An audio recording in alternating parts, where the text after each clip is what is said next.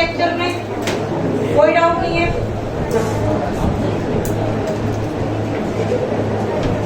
Heading डालो, naming of complex substituent.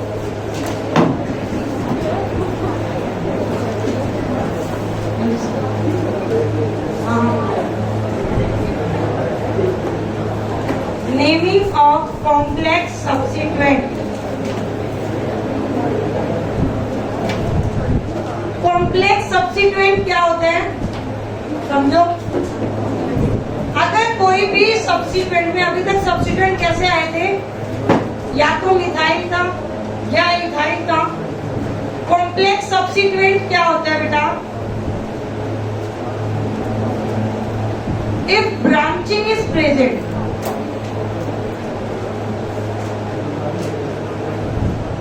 In the substituent, substituent में अगर ब्रांचिंग प्रेजेंट होगी, देन वो सब्स्टिट्यूएंट क्या होगा, कॉम्प्लेक्स होगा।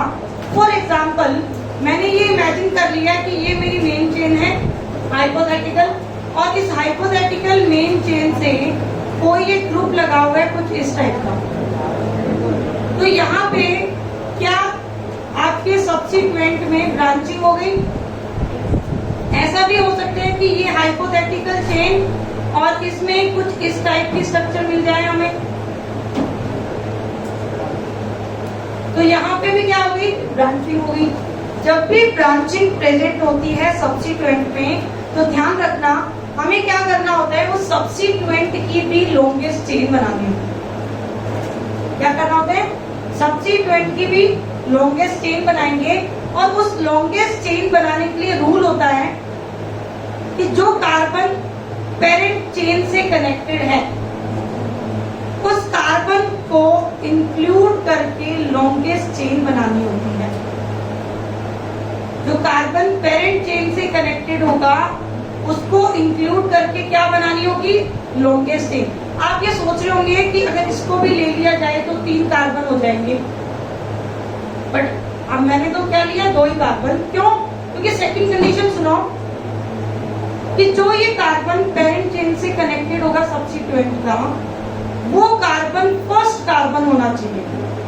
ये भी कंडीशन होती है।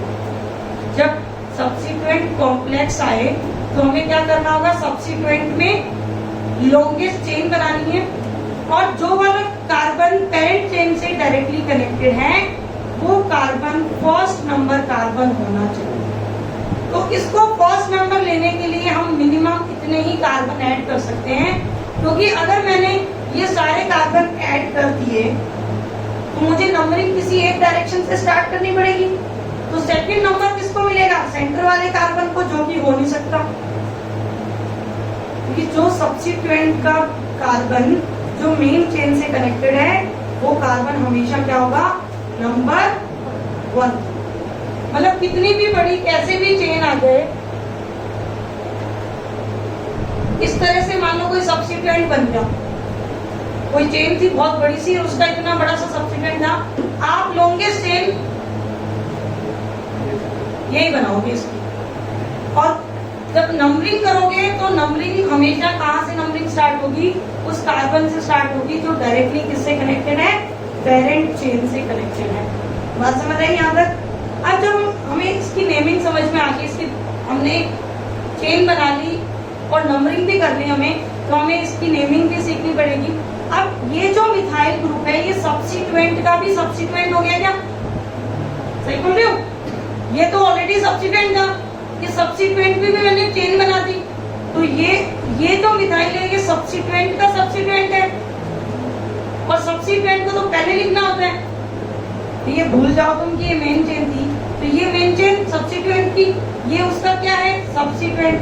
तो हम इसका नाम कैसे लिखेंगे? इसका नाम लिखा जाएगा 1 मिथाइल। 1 पे क्या है, मिथाइल। ये ग्रुप कौन सा है, 2 कार्बन का ग्रुप है। क्या ये एल्काइल है? ये एल्काइल ही है बेटा। कैसे पता चला? इसको तुमने क्या बोला, इथाइल। ये क्या था, इथाइल। अगर इस इथाइल में मैं एक हाइड्रोजन को रिमूव करके एक मिथाइल लगा दूं तो यही है ये जो ग्रुप मैंने बना रखा है। इस इथाइल में एक हाइड्रोजन को हटा के मैंने क्या लिखा दिया, मिथाइल। तो ये ग्रुप यही है जिसका हम नाम लिख रहे हैं। तो इसका नाम हम क्या लिखेंगे, 1 पे है मिथाइल। कौन सा ग्रुप था ये, 2 कार्बन वाले ग्रुप को क्या बोलोगे, वापिस से रिपीट कर रही हूँ, जब कॉम्प्लेक्स सब्स्टिट्यूएंट कब बोला जाता है, जब सब्स्टिट्यूएंट में क्या प्रेजेंट होती है, ब्रांचिंग। और जब ऐसा कॉम्प्लेक्स सब्स्टिट्यूएंट आ जाए तो हमें क्या करना होता है, उस कार्बन को सेलेक्ट कर लो जो डायरेक्टली आपकी पेरेंट चेन से कनेक्टेड है। ये मेरी हाइपोथेटिकल पेरेंट चेन है, और उस कार्बन को इंक्लूड करते हुए लॉन्गेस्ट चेन बना लो। बना ली, वर्टिकल बनाते तो भी सही होता, हॉरिजॉन्टल बनाए वो भी सही है, क्योंकि मैक्सिमम 2 ही कार्बन आ सकते हैं। ये पूरी की पूरी चेन क्यों नहीं लेनी, क्योंकि अगर मैंने पूरी चेन ले ली तो मुझे नंबरिंग यहाँ से करना पड़ेगा, और यहाँ से नंबरिंग करेंगे तो ये वाला जो कार्बन है इसको कभी भी 1 नहीं मिल सकता। ये कंडीशन होती है कि इसको 1 मिलना जरूरी होता है। तो इसलिए मैंने चेन बस इतनी सी बनाई, तो ये 1 पे ये ग्रुप आ गया। अब इसके सब्स्टिट्यूएंट का सब्स्टिट्यूएंट है, तो सब्स्टिट्यूएंट का सब्स्टिट्यूएंट सबसे पहले 1 मिथाइल। ये कौन सा ग्रुप था, इथाइल। क्या इस ग्रुप को आइसोप्रोपाइल भी बोलते हैं क्या, 2 CH3 एक CH से कनेक्टेड होता है, उसको क्या बोलते हैं, आइसोप्रोपाइल। तो 1 मिथाइल इथाइल लिखना भी सही होता है, और आइसोप्रोपाइल भी लिखना सही होता है, दोनों करेक्ट, राइट। अब हम नेक्स्ट पे आते हैं। अब नेक्स्ट पे नेमिंग कैसे करेंगे, कॉम्प्लेक्स सब्स्टिट्यूएंट की नेमिंग सीख रहे हैं। हाँ, वो तो जब मैं इस हाइपोथेटिकल को कंप्लीट करूंगी तब। अभी मैं सिर्फ सब्स्टिट्यूएंट का नाम लिखना बता रही हूँ, फिर मैं ऐसे एग्जांपल लूंगी, उसमें फिर हम कंप्लीट करेंगे। तो नेक्स्ट देखो, ये मैंने चेन बना ली, चेन बन गई। अब इसके 1 और 1 पोजीशन पे कौन है बेटा, मिथाइल। क्या लिखेंगे, 1,1 डाइमिथाइल। और ये कौन सा ग्रुप है, कितने कार्बन वाला ग्रुप है, 2 कार्बन का ग्रुप है, तो ये क्या हो जाएगा, बात समझ आई। अब यहाँ पे ये मेरी हाइपोथेटिकल चेन, इसके 1 पे कौन है, 2 कार्बन वाला ग्रुप कौन सा होता है, इथाइल। तो इसकी नेमिंग क्या होगी, 1 इथाइल। ये खुद कौन था, ब्यूटाइल। तो ये इसका नाम क्या हो जाएगा, 1 इथाइल ब्यूटाइल। समझ आ रहा है। एक और बनाते हैं हम हाइपोथेटिकल चेन। इस हाइपोथेटिकल में ये कुछ ऐसा था, CH2 और यहाँ पे क्लोरीन था। समझ लो, अगर इसको नहीं समझा ना तो सारे क्वेश्चन गलत हो जाएंगे। देखना 10th जैसा नहीं है, अब स्टार्ट हुई 11th जो अब स्टार्ट हुआ। तो ये कॉम्प्लेक्स सब्स्टिट्यूएंट आ गया, ये हाइपोथेटिकल चेन, ये बन गई लॉन्गेस्ट चेन। ये नंबर 1 होगा ना, यहाँ बढ़िया है, यहाँ सोचना नहीं पड़ रहा हमें, किसको 1 दे किसको 2 दे, डिसाइड हो चुका है 1 इसी को मिलेगा। तो इसको 1 मिलेगा, उसको क्या मिलेगा, 2। नाम क्या होगा बेटा इसका, 2 क्लोरो। कौन है ये, इथाइल। समझ में आ रहा है। अच्छा, एक और बनाते हैं हाइपोथेटिकल चेन, और इस पे ऐसा कुछ कर देते हैं, यहाँ पे ब्रोमीन लगा दिया, यहाँ पे क्लोरीन लगा दिया, तो ये चेन बन जाएगी। ये 1 ये 2 क्या होगा, 2 ब्रोमो 1 क्लोरो इथाइल। समझ में आ रहा है, कोई दिक्कत नहीं है। अब एक नोट बता रही हूँ मैं, एक इम्पोर्टेंट पॉइंट बता रही हूँ।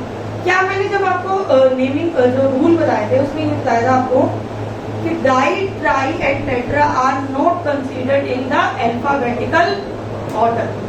अगर कॉम्प्लेक्स सब्स्टिट्यूएंट की नेमिंग में डाई, ट्राई, टेट्रा आ रहा है तो उसको अल्फाबेटिकल ऑर्डर में कंसीडर करना है। तो मैं यहाँ पे नोट लिख रही हूँ, if di, tri and tetra are present in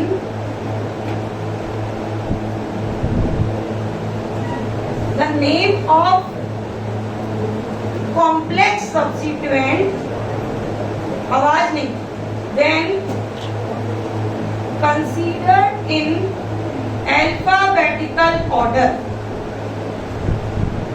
कहने का क्या मतलब है, फॉर एग्जाम्पल ये मेरी हाइपोथेटिकल चेन है, एक पे आ रहा है मिथाइल, हाइपोथेटिकल चेन बना दी हमने, क्योंकि जो चीज समझनी है वो समझो। यहाँ मिथाइल आ रहा है और एक यहाँ पे ये ग्रुप आ रहा है, कोई भी पोजीशन पे आ रहा होगा। तो जब हम इसका नाम लिखेंगे, ये तो क्या होगा बेटा मिथाइल, इसका नाम क्या होगा, 1 मिथाइल इथाइल, डाई तो आई नहीं अभी। तो चलो एक हाइपोथेटिकल चेन में थोड़ी सी बड़ी करते हैं चेन को।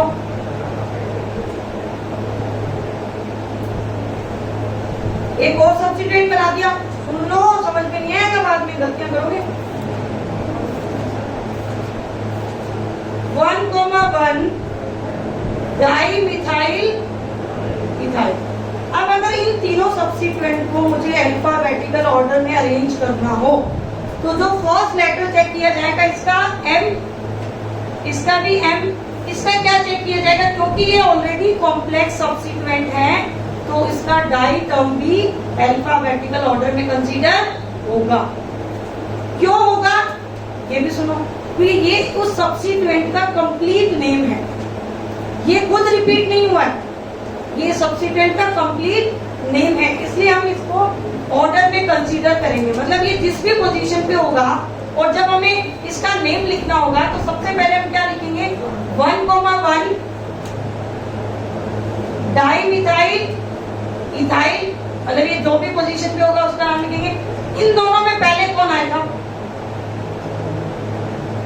मिथाइल और मिथाइल इथाइल में पहले आएगा मिथाइल, फिर कौन आएगा, मिथाइल। बात समझ आई? पहले हमने समझ लिया कॉम्प्लेक्स सब्स्टिट्यूएंट की नेमिंग कैसे करनी है।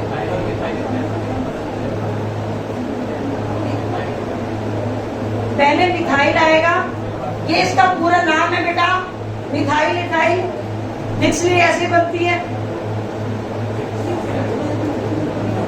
मिथाइल का M चेक करोगे, इसका भी M चेक करोगे, तो इसके इथाइल तक तो कॉमन हो गया, इसके पास कुछ भी नहीं है और इसके आगे E है, तो पहले कौन आएगा, ये आएगा। तो पहले आएगा मिथाइल, उसके बाद कौन आएगा, ये पूरा नाम है बेटा मिथाइल इथाइल, ये अलग अलग नहीं है मिथाइल और इथाइल। समझ आया? पहले क्या सीखा हमने, सिर्फ कॉम्प्लेक्स सब्स्टिट्यूएंट की नेमिंग। फिर मैंने रूल बताया कि अगर कॉम्प्लेक्स सब्स्टिट्यूएंट के नेम में डाई ट्राई आ रहा है तो जब अल्फाबेटिकल ऑर्डर में अरेंज किया जाता है तो उसका डी टर्म जो है वो अल्फाबेटिकल ऑर्डर में कंसीडर किया जाएगा, और कंसीडर करने से ही तो हमने ई की वजह से इसको सबसे पहले लिखा डाई। क्लियर हुआ? अब आपको अच्छे लेवल के क्वेश्चन देंगे, पहले नोट करो।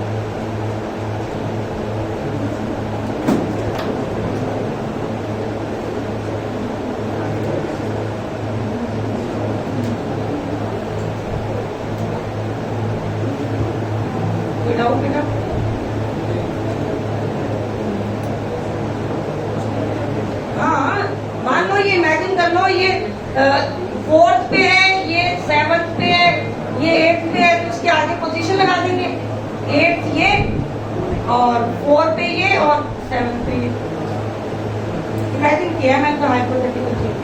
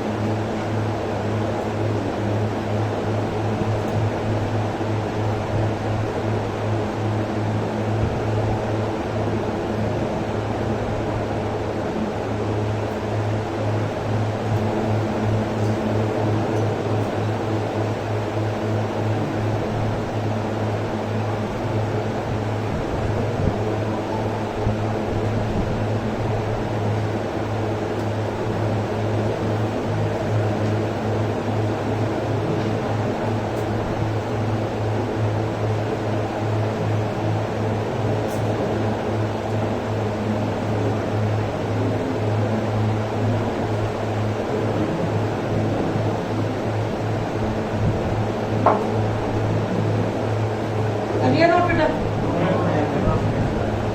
कैसी बात करते हो आप? इधर कुछ भी ना हो।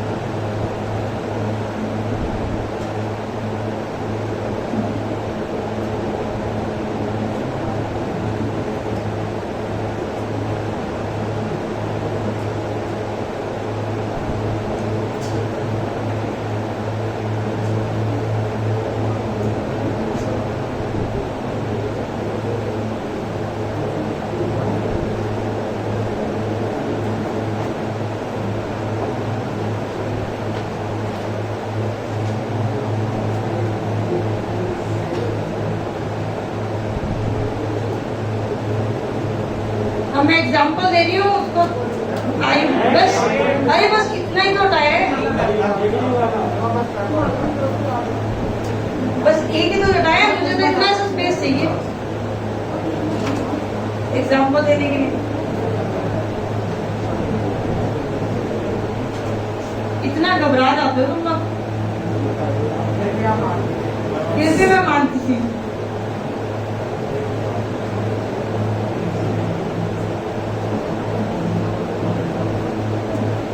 ये तुम्हें एक्टिव रखने के लिए होता है।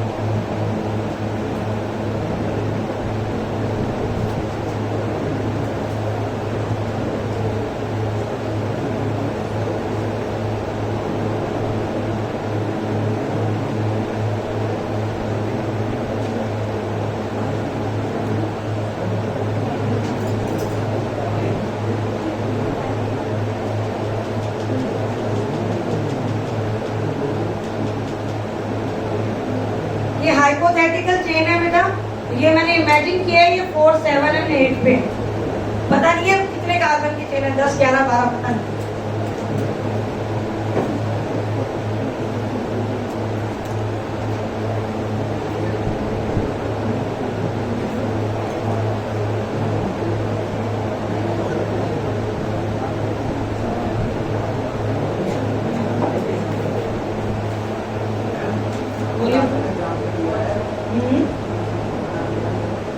उसका हाँ 1 मिथाइल इथाइल, उसके बाद है 1 डाई मिथाइल इथाइल। हाँ अच्छा ये ऐसा हो गया 1 लिख 1 है बेटा, 1 मिथाइल इथाइल, ये 1 डाई मिथाइल इथाइल।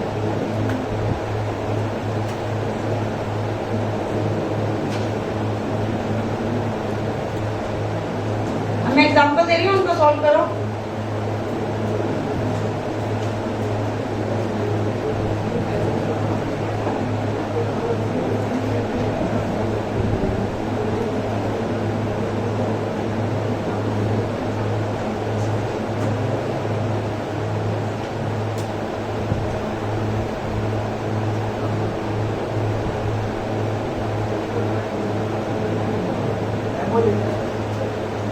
कोई बात नहीं था, बिल्कुल लिखेंगे। 8 1,1 di methyl 4 methyl 7 1 methyl ethyl.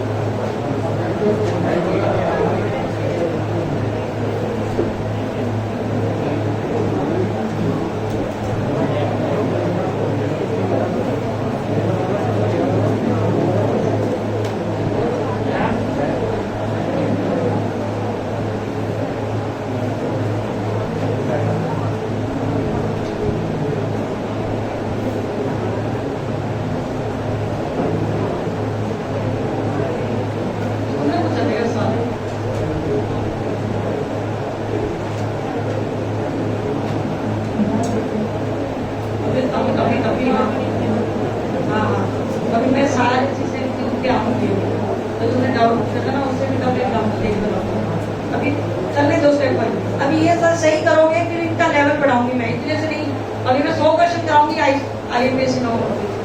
हाँ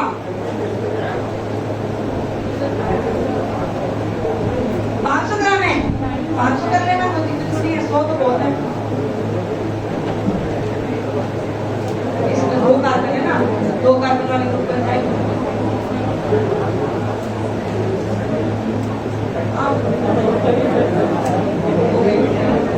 ये वाला ग्रुप बना कैसे? ये पहले इसके बाद CH2 होगा और CH3 होगा, उसका हाइड्रोजन हटा होगा, 2 मिथाइल आए होंगे। क्या होगा बेटा, कोई डाउट?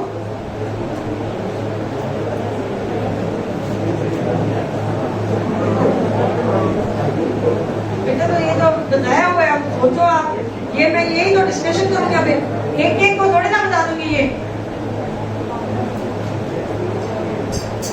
ना इसमें नहीं, ये कॉम्प्लेक्स नहीं है ना। हाँ डाई नहीं लिखा, ये तो सही है ना, डाई तो आगे आ गया।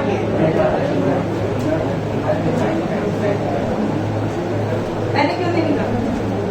अल्फाबेट सीक्वेंस ऐसे, ये मिथाइल है, ये है मिथाइल। अल्फाबेट कैसे लिखते हैं? पहला लेटर सी, याद है सिमिलर, इसके आगे कुछ भी नहीं आ रहा है, इसके साथ ही मिथाइल आ रहा है, मतलब ये अल्फाबेट में लिखा जाएगा। अच्छा कर लिया क्या 6th क्वेश्चन?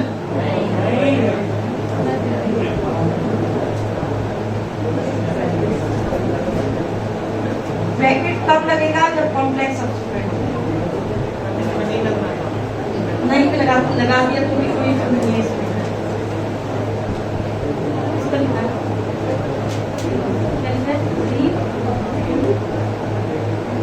हाँ ऐसे ब्रैकेट।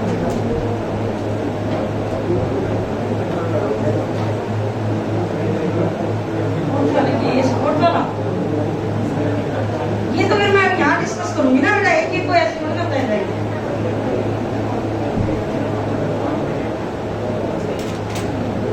नंबर 2 नंबर को कोमा से सेपरेट करो, और एक नंबर और वर्ड के बीच में हाइफन लगेगा, डैश लगेगा।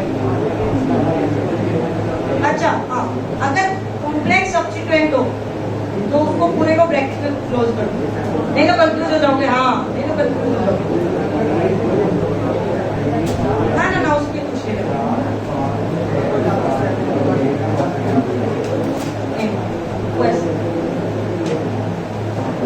अच्छा तो 6 एग्जाम्पल 6 ही तो दिए, और देने हैं अभी तो, रुको। चलो इतना कर लो, अगर ये लेवल तुम क्रॉस करोगे तो नेक्स्ट लेवल पे लेके जाएंगे। लेवल 1 क्रॉस करो पहले, लेवल 0 तो क्रॉस कर लिया तुमने, वो कल का लेक्चर था। ये लेवल 1 है, ये अगर सही किया तो लेवल 2 पे लेके जाएंगे।